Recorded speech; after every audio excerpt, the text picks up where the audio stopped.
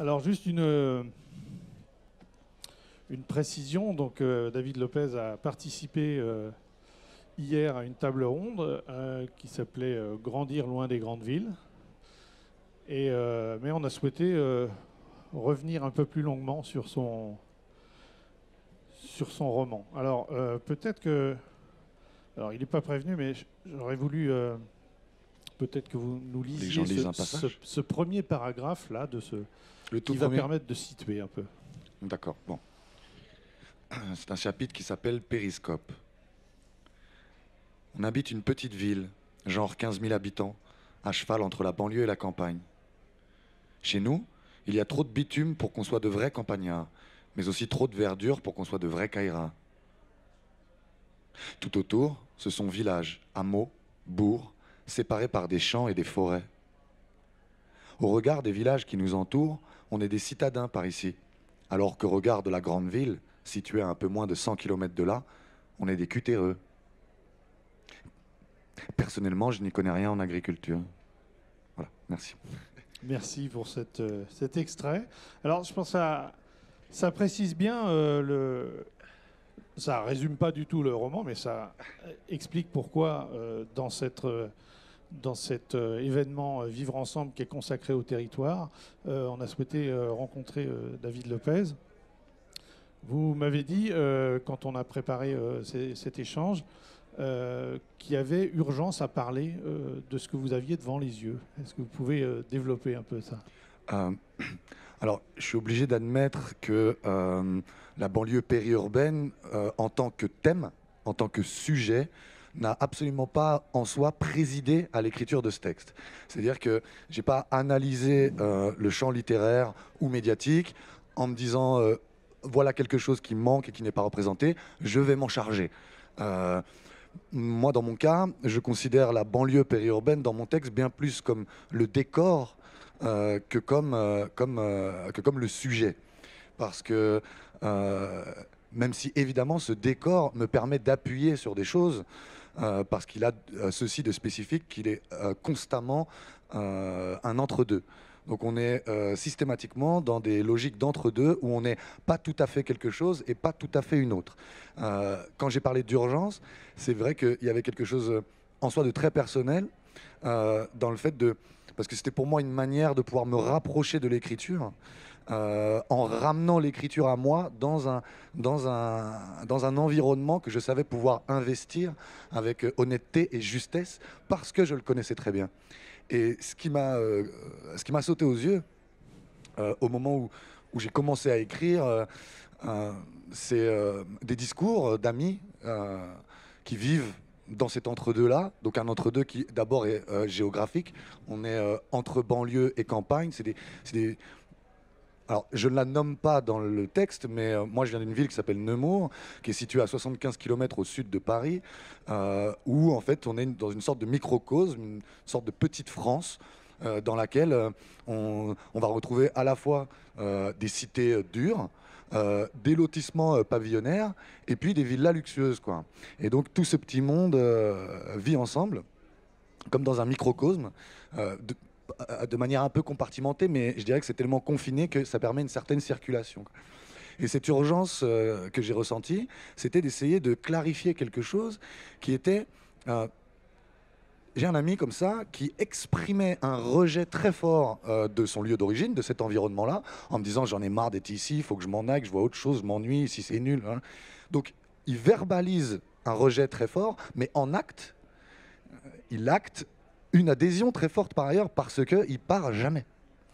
Et j'avais besoin de clarifier ça parce que au moment où il tenait ce discours, j'avais besoin de comprendre si c'était réellement sa parole ou une forme d'injonction sociale à la progression sociale, à la réussite, à la mobilité sociale.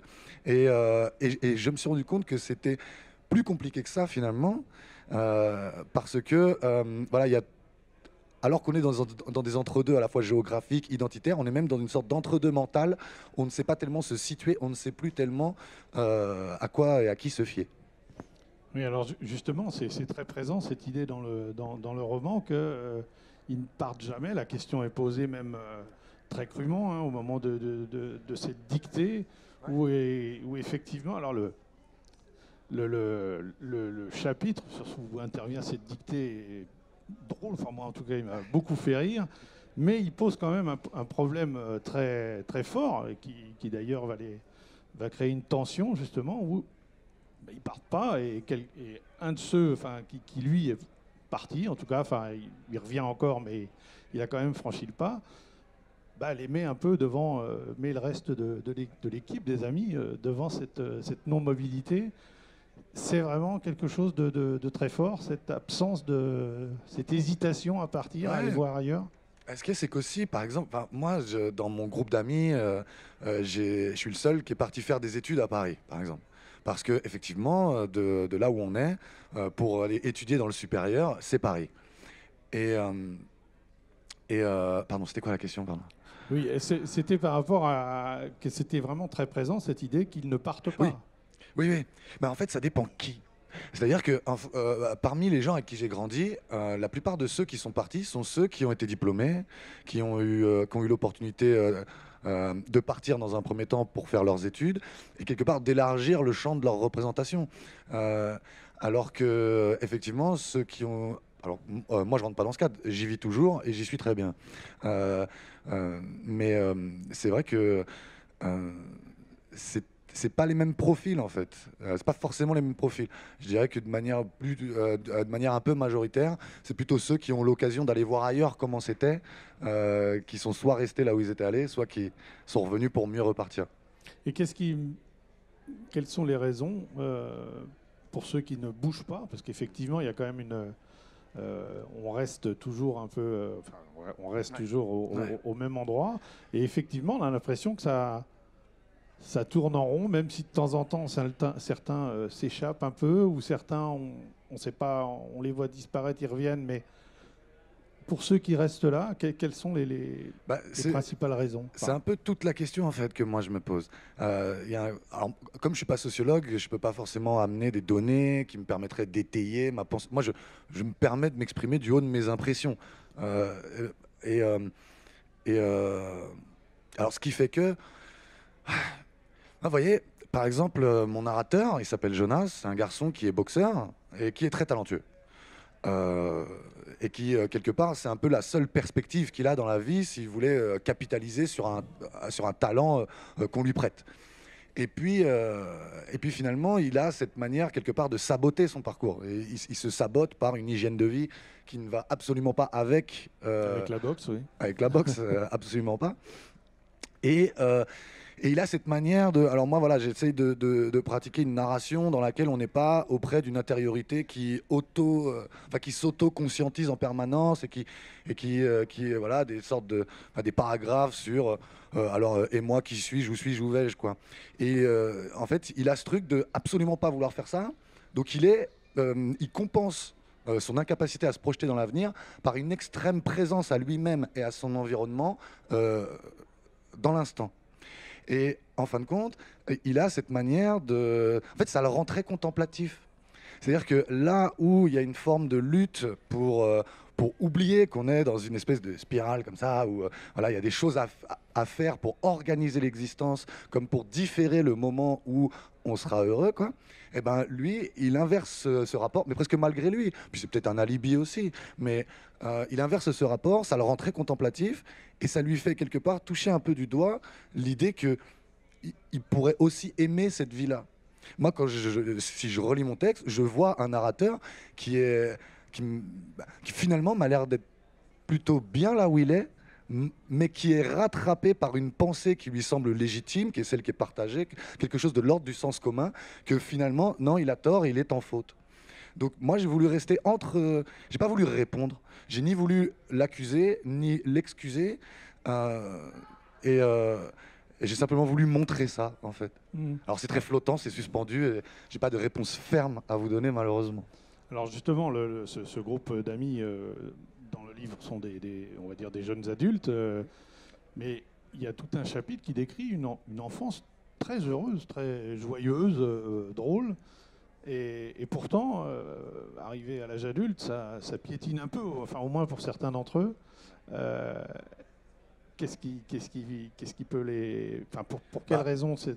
Il y a des trucs, hein. C'est vrai que quand même, par exemple, ce récit, c'est un récit très enfumé. Le cannabis Oui. est usité à quasiment chacune de mes pages. Et par ces garçons, c'est quelque chose qui devient presque anecdotique dans le texte. On l'oublie presque. Et c'est là, c'est en permanence. Moi, je ne veux pas faire du cannabis le seul comptable de pourquoi il y a des mecs. Bon, Non, c'est mais sûr vrai que ça scotche. Hein. Jonas dit à un moment qu'il le fume comme une clope, quoi. Oui, non, il s'en met plein la gueule, ça c'est sûr. Et alors voilà, souvent plus on fume, plus on plus on s'enfonce dans le fauteuil, quoi. Alors ça c'est clair que ça fait partie, parce que là où je disais que pour moi la périurbanité n'était pas le thème, mais le décor du livre. Pour moi, le thème que je voulais vraiment explorer, c'est quelque chose qui n'est pas a priori pas propre. Pas l'apanage des banlieues périurbaines, mais une certaine jeunesse qui soit indéterminée, une sorte d'impossibilité à s'inscrire dans l'avenir en ne sachant pas vraiment quel but se donner. L'autodisqualification, la manière d'être présent à soi-même, comme pour dire non, je ne mérite pas la réussite, ou non, pas moi. Comme si, moi, ça a été longtemps ça avec l'écriture, en me disant, il y en a qui sont un peu, qui ont le capital, comment on appelle ça, oui, la culture cultivée, pour reprendre un terme bourdieusien, et puis que voilà, avec une question de légitimité derrière. Moi, j'ai beaucoup d'amis. On a un exemple dans le texte avec un rappeur à qui on pose la question pourquoi tu n'essayes pas de percer avec tes textes, et il répond qu'il veut pas être connu. Moi, j'ai eu un ami comme ça qui chante très bien. Sa grande sœur lui disait va à The Voice, va à The Voice. Il a répondu je veux pas être connu. Ce que j'entends moi quand il me dit ça, c'est qu'il croit qu'il va gagner, le mec. Il pense qu'il a le talent. Mais il y a une espèce d'éthique du maquisard, vous voyez. Moi, j'ai grandi dans ma ville, il y avait un groupe de rap qui prônait l'indépendance au point avec une vision de l'intégrité, c'est que l'intégrité, c'est la planque. Dès lors que je propose ma musique à une radio, si j'essaye de démarcher des organisateurs de festivals pour aller faire des concerts, c'était déjà obscène, c'était déjà se vendre. Il y avait tout un lexique, le il, le eux, et puis nous, un truc super indéterminé, on ne sait même pas de qui on parle. À la fin, nous, c'est qui eux? C'est tous ceux qui ne sont pas nous, mais t'es qui toi? Et en fait, moi je fais du rap avec des amis et on a repris ça. On disait, non, le maquis, voilà, on est caché, planqué, et comme si c'était la seule manière pour nous d'être intègre, d'être fidèle à nos principes, qu'on ne saurait même pas vraiment identifier. Mais voilà, une espèce de... Je crois que ça y est, là, je réveille le sociologue en moi. Il y a un truc sur quoi j'avais travaillé. Moi, j'ai fait de la sociologie jusqu'à me rendre compte que j'avais rien à sociologue. Il m'a fallu 5 ans pour ça. Mais néanmoins, j'ai un peu travaillé. Et j'ai travaillé sur le rap français dit hardcore, c'est-à-dire celui dont on partirait un peu du principe qu'il n'a pas de sens, quoi. C'est vraiment juste insulter les mères et tout ça. Et moi, j'ai analysé ça. Et je me suis rendu compte de quelque chose qui était, c'est ce qu'on appelle l'inversion du stigmate. L'inversion du stigmate, qu'est-ce que c'est? C'est que ce qui me stigmatise par rapport à la norme, par exemple, je sais pas, je suis déscolarisé, je suis sans emploi, je traîne en bas du bâtiment. Donc là, je suis complètement disqualifié. Donc je suis stigmatisé. Ce qui me stigmatise par rapport à la norme, tout à coup, plutôt que me sentir une merde, quoi, eh ben, il y a une sorte de réflexe presque d'instinct de survie, qui est de l'ordre l'inversion du stigmate, c'est que ce qui me stigmatise, tout à coup, je le porte comme une bannière, comme un étendard, et je n'en fais non plus une stigmate, mais une identité. Et je pense qu'il y a quelque chose un peu de cet ordre, de se sentir comme écrasé par quelque chose, et d'avoir des voix qui nous parviennent en disant nous qui t'écrasons, tu devrais nous ressembler, comme ça tu serais plus écrasé, et puis tu serais avec nous, en fait. Viens du côté de ceux qui t'écrasent. Et une sorte de réflexe comme ça, un peu de protection, de dire non, je suis pas comme vous, moi je reste ici, et en plus ici, j'ai des raisons d'aimer cet endroit. Alors à quel point c'est effectif, à quel point c'est un alibi, à quel point c'est une sorte de lutte, on n'a pas besoin de savoir si c'est vrai, juste, ou si on a raison de faire ça, mais il me semble que ça se donne à voir. Alors c'est effectivement très présent, mais en même temps ils sont lucides quand même. Il y a quand même des moments où, ils ne font pas d'illusions. On comprend quand même qu'ils savent très bien que c'est quand même pas qu'ils espéraient. Non, mais après c'est vrai que Jonas il est pas heureux, quoi. Il est pas heureux, ce garçon, et il transpire pas la joie. Il y a plein de fois dans le livre on a envie de le secouer comme ça. Et je sais plus ce que j'allais dire. Ses camarades essayent de se secouer d'ailleurs. par rapport à la boxe, par Bah exemple. ouais, mais par parce qu'en rapport à- plus, ils sont convaincus qu'il est talentueux et qu'il peut vraiment faire quelque chose avec ça. Euh, Prendre la boxe comme sport, bon, c'est pas un hasard parce que moi, j'ai beaucoup boxé. Euh, je savais aussi par ailleurs que c'était typiquement le genre de sport dans lequel justement tout dilettantisme est absolument proscrit, quoi. On peut vraiment pas se permettre le moindre écart quand on est vraiment dans une pratique très sérieuse. Et ça permettait de mettre en lumière toutes les lacunes et les manques de Jonas. Il y a cette scène par ailleurs où Jonas est en train de... Parce qu'il traîne, il squatte chez un pote à eux qui ne s'occupe pas de son jardin. Donc ça devient une espèce de champ de ronces. Il y a une après-midi où il arrive comme ça, il voit que tous les mecs sont là et ils sont en train de désherber. Oui, Et puis il a ce moment où il est face à... Oh bon, il s'amuse à jouer au samouraï, il y a tout un truc où il joue à couper comme ça avec une machette. Et puis tout à coup, il a cette espèce de... Alors moi, j'essaye de faire en sorte qu'il rentre pas dans une pensée un peu systémique, un peu... Mais il a cette espèce d'instinct face au ronces, il les regarde comme ça, puis il se dit, putain, mais... euh, moi, je suis pareil, en fait. Je suis comme une mauvaise herbe, j'ai pas de plan. Tout ce que je fais, c'est grandir, croître, juste être. Il se fait cette réflexion que, en gros, pour construire, il faut forcer la nature. Il n'y a pas de bouquet de fleurs dans une forêt. Ça, on le fabrique. C'est Et vrai qu'il fait un peu l'apologie de la mauvaise herbe, finalement. bah, il dit se qu'il dit prend, c'est pas mal, quand même. il dit lui-même qu'il prend de la graine que chez les mauvaises herbes. Mais ça, j'avoue que je l'ai pris à un rappeur avec son autorisation. Et, euh, et ouais, ça me plaisait beaucoup, ce côté je prends de la graine que chez les mauvaises herbes. Il y a une espèce de...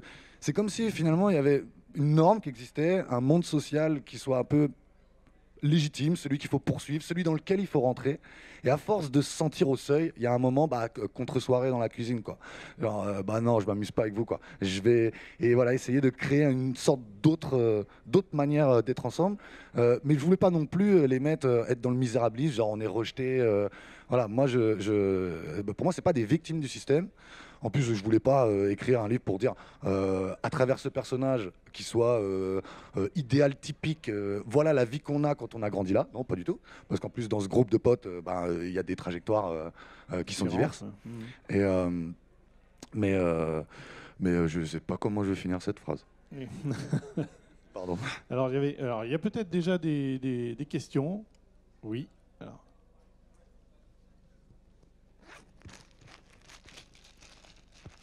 Bonjour. Alors, je Bonjour, ne connais pardon. pas du tout votre livre, mais je suis très heureuse de le découvrir. Et je voulais vous demander si, à l'occasion de rencontres avec des lecteurs qui sont à peu près de l'âge des héros de votre livre, effectivement, vous avez contribué à susciter des questions. Parce que vous avez dit tout à l'heure quelque chose de très juste, ceux qui ont du mal à se projeter. Et ça, effectivement, c'est quelque chose qui peut-être se retrouve sur une période de la vie un petit peu de plus en plus longue. Ouais. Et je crois que cette thématique du projet de vie et de la manière dont on l'engage, c'est au cœur de l'enjeu du vivre ensemble. Ouais. Alors, est-ce que vous avez eu des retours Est-ce que vous pensez que votre écriture peut être un moyen de susciter la parole et la parole ensemble? Alors, même si je ne le considère pas comme une sorte d'analyse sociologique, je peux entendre qu'il puisse servir d'outil. En tout cas, un outil qui donnerait des idées, mais pas un outil en soi. Le fait est que, par chez moi, j'ai beaucoup entendu des gens me dire Ah David, tu sais, moi j'ai jamais lu un livre, hein, mais le tien, je vais le lire. Et de me rendre compte que, d'une part, il y a des gens qui me disaient Ah, moi je lis beaucoup, et puis pourtant j'ai eu un mal fou à rentrer dans votre texte. Bon, mon texte est écrit quand même d'une manière. Le premier chapitre est clairement là pour vous repousser. Pour vous dire, enfin, vous rentrez, vous sortez, mais décidez parce que c'est comme ça que ça. Voilà, on est dans des trucs un peu, bon, c'est un peu spécial. Et par ailleurs, un ami qui me disait n'avoir jamais lu un livre, qui lui était rentré tout de suite dedans, comme s'il y avait une espèce d'attente inconsciente, et que enfin, il voyait, enfin, je dis ça comme s'il avait lu plein de livres, mais qu'il se disait ah tiens, la littérature peut parler de mecs comme moi, de mecs qui me ressemblent, dans un environnement qui me parle, et je trouvais ça assez, enfin moi ça m'interpellait quoi. Et maintenant, il y a une dimension du texte qui est presque ethnographique dans le fait d'aller, dans le fait de consigner, de lister comme ça des us et coutumes d'un groupe, quoi. Maintenant, qu'il puisse être un tremplin vers une réflexion, vers quelque chose. Mais moi, je ne m'en chargerai pas. Voilà, hop, allez, maintenant tu fais ta vie. Voilà. J'espère que j'ai à peu près répondu à votre question. D'autres questions? Oui. Pour rejoindre un peu le projet de vie, je connais ce territoire aussi. Voilà, il y a des amis à qui il arrive des drames, ils perdent leurs parents. On en voit d'ailleurs des personnages qui sont aussi livrés eux-mêmes. Et on est sur des territoires où moi j'ai l'impression qu'il y a une politique pour les enfants, une politique pour les aînés, on s'occupe d'eux. Et il y a un véritable creux en fait pour les jeunes adultes, les adultes. Donc ça pose un vrai problème. Et voilà, on peut se retrouver face à des jeunes qui disent mais voilà, j'ai des capacités, mais j'ai tellement la flemme, quoi, en fait. Ouais, la flemme aussi. Tous les jours. C'est assez fou. Et peut-être ma question, ça serait, ça c'est une vision en tant que garçon, groupe de garçons. Et comment vous voyez la perception en fait des filles? Est-ce qu'elles s'en sortent différemment? Est-ce que c'est un monde séparé? Voilà. Alors j'avais posé la question parce qu'effectivement le roman est très masculin. Ah bah, quasi exclusivement. Il y a des filles, il y a du sexe, mais globalement, il n'y a pas de couple, par exemple. Il y a une fille, hein, et puis qui, en plus, n'est pas du même milieu social. Elle est un peu là aussi, mais pour mettre en perspective des enjeux de classe aussi. Bon, moi, je ne l'ai pas pensé comme ça m'est apparu plus tard. Mais effectivement, il n'y a pas de femme dans mon texte. Qu'est-ce que j'ai à dire, moi, sur ça?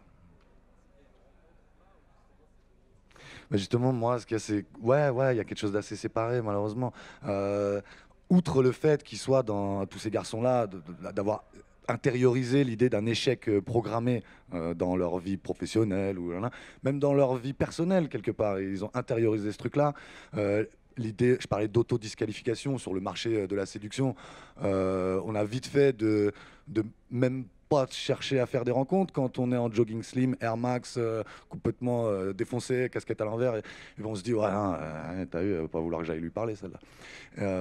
Après, du point de vue de j'ai pas les outils, moi. J'ai pas les outils pour vraiment dire ce qu'il en est de la différence entre les garçons et les filles et comment ils s'en sortent réellement. Moi, encore une fois, juste ce que j'ai pu voir autour de moi, quoi.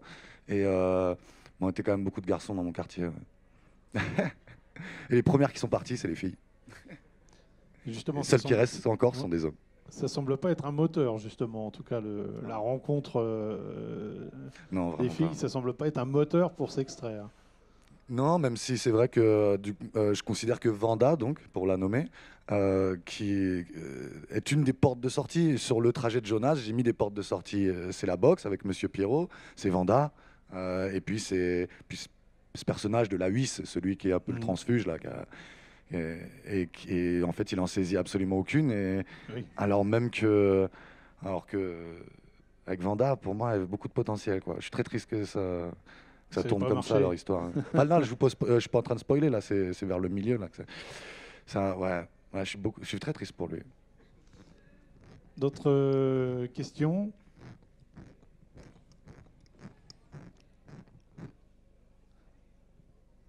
Non? Alors, j'aurais voulu juste qu'on aborde en échangeant avant cette rencontre.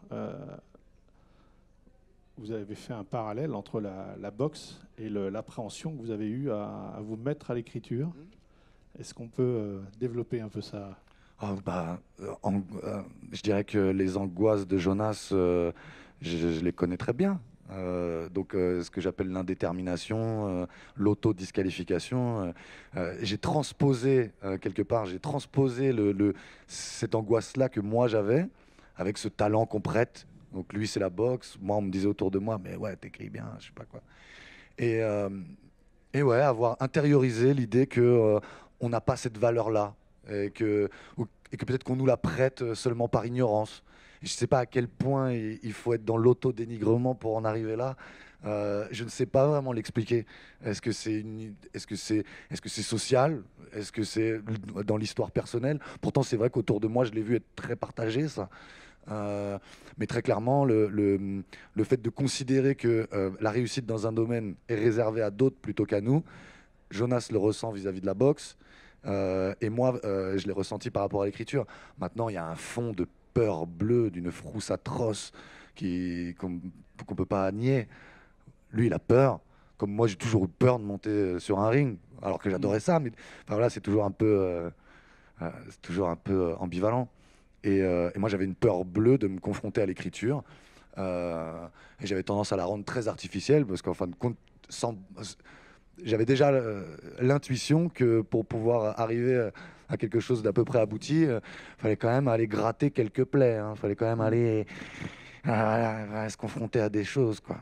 Et donc, je pense qu'il y a quelque chose de l'ordre de la peur qui est très présent. Et donc, je pense que j'avais besoin de l'explorer et mettre en texte. Vous savez, moi j'aime, même en tant que lecteur, j'aime pas les narrations qui trouvent. Moi, j'aime bien ceux qui cherchent mais à en souffrir, quoi. Et faire en sorte qu'ils continuent à chercher, ils trouvent jamais et tout. Ouais, c'est génial, j'adore. Donc l'écriture, c'est pas parce qu'il y a aussi cette scène de la dictée où finalement la conclusion, c'est que Poteau, donc je sais plus exactement en quel terme, on dit que Poteau, c'est le plus nul en orthographe, mais et pourtant c'est lui qui écrit le plus, puisque donc c'est le rappeur dont il était question tout à l'heure. Et on a donc Jonas, lui, est celui qui va le mieux réussir à la dictée. Et son pote lui dit, mais enfin, lui le traite de traître, justement, parce que lui, il a réussi la dictée. Alors comment ça, on est tous nuls et pas toi? C'est ça, en gros, qu'il lui dit son pote. T'es pas comme nous. Ce rapport à l'écriture, c'est un peu... c'est un autre niveau, à la limite. C'est déjà une façon de s'extraire du groupe. Ah, mais complètement. C'est vrai que l'école, c'est un truc qui met complètement en perspective et en lumière des différences qu'il peut y avoir entre les personnages. Mais justement, en plus, lors de ce passage, il y a quelque chose qui m'est apparu après écriture, en fait. Même quand, en fait, ça m'est apparu quand je l'ai enregistré en livre audio. Donc ça faisait longtemps qu'il était déjà sorti. Et je me suis rendu compte d'une chose. Le personnage de X, qui fait un nombre de fautes incalculable, à un moment, pendant la dictée, il dit qu'il comprend rien à ce qu'il écrit. Et puis, donc, c'est trois citations de Louis-Ferdinand Céline, du Voyage au bout de la nuit, faites par Lahuys, donc ce personnage qui a un peu de culture, tout ça, et qui la partage. Et donc, ils en font deux d'abord, et il dit qu'il en a une troisième. Et que les autres, ils ont un peu la flemme, et ils disent, bah, t'as qu'à nous la lire. Et c'est quelque chose sur le fait que quand on est vieux, on aime son malheur malgré soi. Voilà. Oui. Et il dit qu'il l'a gardé pour eux. Et donc, quelque part, c'est que leur situation, c'est ce que ça lui évoque. Et alors même que X, pendant qu'il écrit, il dit qu'il comprend rien à ce qu'il écrit, là, quand il l'entend, il réagit tout de suite. Oui, et en fait, ouais, mais en fait, ce que ça m'a raconté à moi, c'était que au moment où il y a le cadre, en fait, de la dictée, quand on est dans ce qui rappelle le scolaire et qu'il se met dans la position de l'élève, eh ben, il comprend rien à ce qu'il est en train de faire. Quand on sort du cadre de la dictée, il comprend tout. Quand on sort du cadre de la...